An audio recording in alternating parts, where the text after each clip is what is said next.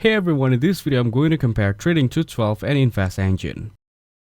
Trading 212 and InvestEngine offers investment platforms, but they cater to different needs. Trading 212 offers commission-free trading on stocks and ETFs, making it cost-effective for beginners.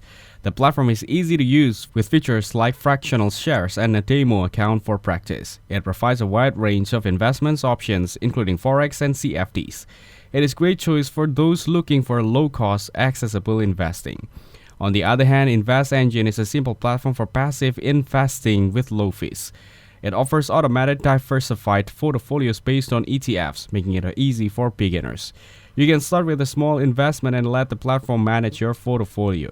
It is perfect for those who prefer a hands-off investment approach. In my opinion, Trading 212 is great for active traders, while InvestEngine suits passive investors seeking automated portfolio management. Thank you everyone for watching this video. Hope you get some value. Make sure to like the video and subscribe. Goodbye.